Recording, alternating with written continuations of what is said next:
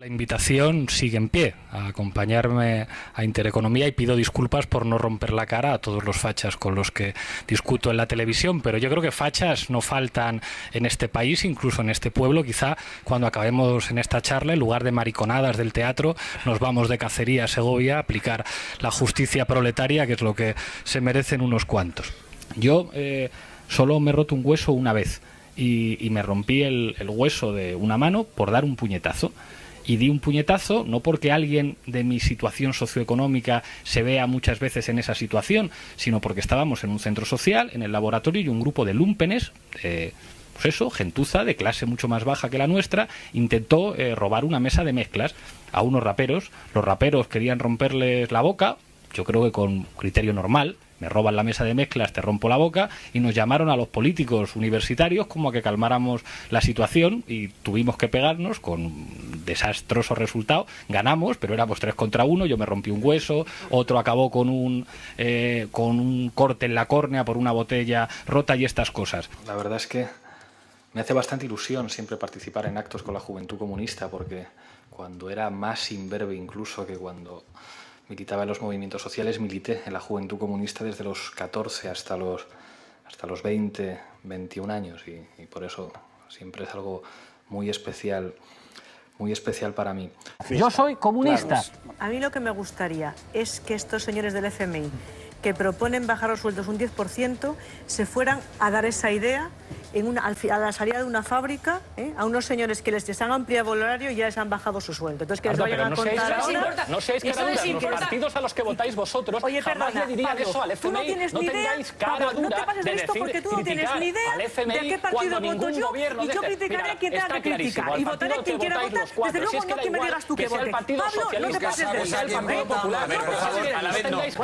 ¿Cómo podéis criticar al FMI cuando sistemáticamente, sea el Partido Popular o sea el Partido Socialista, han aplicado las recetas del FMI? No te voy a pedir permiso a ti para criticar al FMI ni a nadie, Pablo. Y yo os diré cara duras, no sois creíbles. Cara duras. No se puede. ¿Me dices a mí cara dura? Sí, decidle a algún gobierno de este país que diga no al FMI.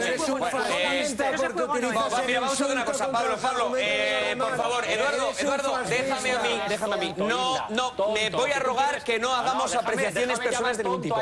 No te dejo que le llames nada, porque entonces no vamos a ir de esa manera. No, vamos a dejarlo aquí, ¿de acuerdo? Marta Rivera, solo, por favor, sin ningún tipo de interrupción. Eduardo, vamos a dejarlo aquí, ¿de acuerdo, Pablo? Te ruego también, voy a tener por primera vez en este programa que echar a alguien de plató, que no se corresponde con la filosofía de esta cadena. Pero lo dejamos ya, chicos, nos la envainamos por ser correctos. Pablo, Marta Rivera de la Cruz. Me refiero lógicamente a los términos. Y ahora Marta Rivera de la Cruz solo. Sí, pero no reprendes a alguien que llama tonto. No, os estoy reprendiendo a los dos, ¿de acuerdo? Y le reprendo, no ha sido... por favor, no volvamos a empezar en esto. Pablo, no ha sido correcto y te tengo que reprender efectivamente por... Yo creo que esa apreciación sobraba para Marta Rivera de la Cruz. ¿Puede estar en desacuerdo con ella? Yo no he dejado de autoproclamarme comunista nunca.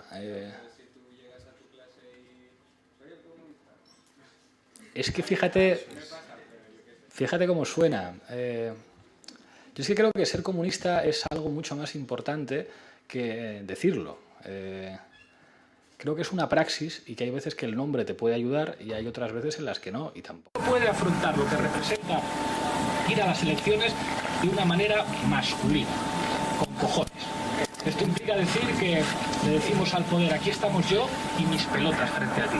Y eso quiere decir que para mí la representación no implica ningún compromiso, que el tuyo es un parlamento burgués de mierda que representa los intereses de clase, como que muchos de vosotros sabréis perfectamente fabricar cócteles molotov, de los que incendian y de los que explotan, sabéis hacer barricadas, que hay que correr en dirección prohibida de la policía, y de vez en cuando aquí, en lugar de dedicaros a beber, os estaréis entrenando porque se avecina una crisis terminal del capitalismo y tendremos que estar preparados para tomar las armas. A mí me gusta ese estilo. Me gustaría que un partido de izquierda ganara las elecciones y me nombrara director de una televisión pública. Eso es lo que más me gustaría, porque lo demás lo veo muy complicado. Veo muy complicado que les ignoremos, veo muy complicado que les asaltemos y creo que es clamar en el desierto que exijamos con pancartas que sean medios más plurales. De hecho, la retirada de ETA del escenario político español y vasco es a día de hoy un hecho incontestable. Basta mirar las encuestas para darse cuenta de lo poco que importa ETA ya a los españoles. En este contexto, cualquier demócrata debería preguntarse si no sería razonable que los presos de ETA y aquellos vinculados al independentismo vasco no deberían ir saliendo de las cárceles. ¿Qué es lo que haría un gobernante decente? Expropiar. A los bancos que están acabando viviendas les expropiaría y las pondría en alquiler social. A las empresas que defraudan Hacienda las expropiaría y las pondría bajo el control de cooperativas de trabajadores. Ser demócrata es expropiar, aunque os duela. Eso es ser demócrata. Espera, Eduardo. El dinero lo ponen los empresarios. Eso quiere decir que la corrupción es una cuestión estructural. Donde hay propiedad privada hay corrupción. Donde hay propiedad privada hay corrupción. Por lo tanto, lo que ataca la libertad de expresión es que la mayor parte de los medios sean privados. E incluso que existan medios privados ataca la libertad de expresión, hay que decirlo abiertamente. Porque esto de tener medios va a ser un privilegio de los ricos, que solamente tengan medios de comunicación los multimillonarios. Si alguien los tiene que tener, tiene que estar controlado por una cosa que se llama Estado, con todas sus contradicciones, pero que es representativo en última instancia de la voluntad popular.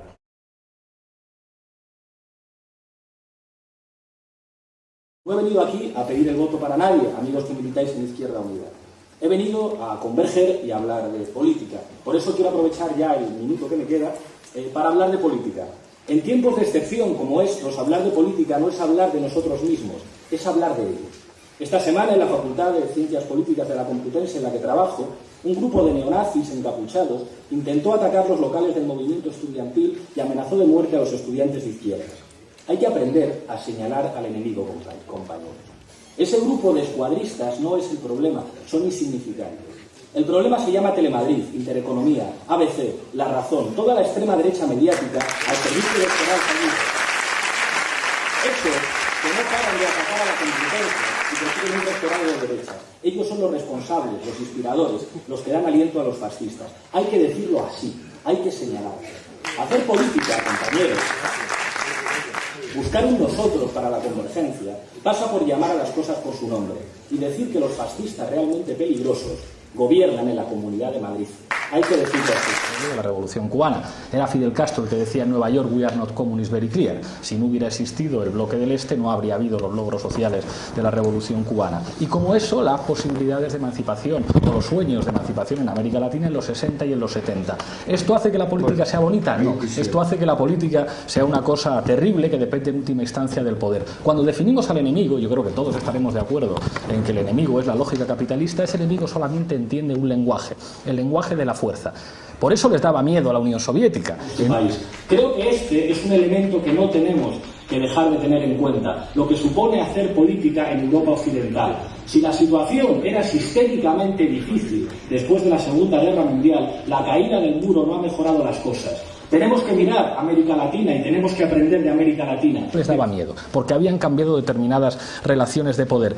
Y por eso Mélenchon, un tipo que dice en un discurso: "Voy a hacer desfilar al ejército francés para que los mercados se atengan a las consecuencias", ¿qué queréis que os diga? Me causa simpatía. Me gusta quien moviliza al ejército para decir a los mercados: cuidado, que las pistolas ahora las tengo yo.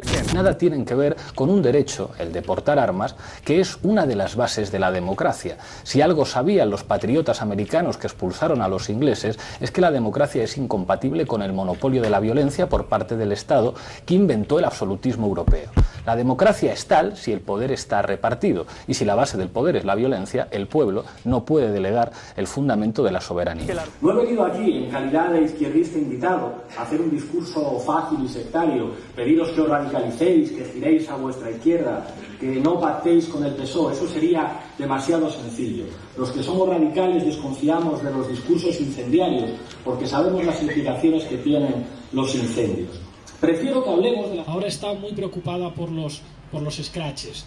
Resulta que los scratches les dan muchísimo miedo, y les decía que de alguna manera Chávez había sido un scratch permanente contra los poderosos, que los scratches no son más que el jarabe democrático que aplican los de abajo a los de arriba, que los scratches no son más que la expresión de la democracia cuando se hace digna de los de abajo. Última pregunta.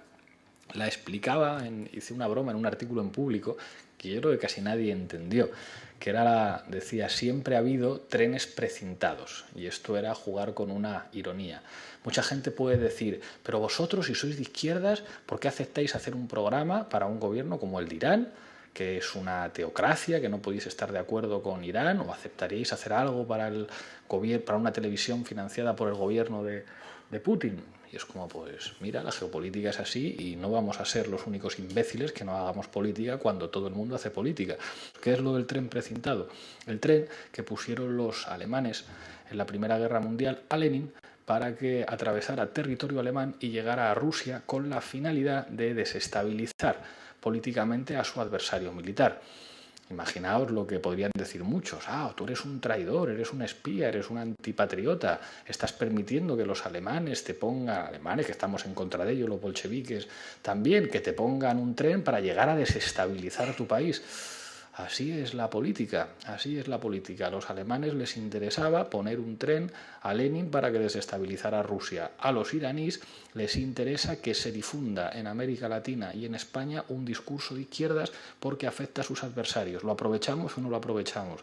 Para mí, quien haga política tiene que asumir cabalgar contradicciones y nosotros estamos dispuestos a cabalgarlas. Será un placer seguir discutiendo con vosotros y vosotras. Muchas gracias.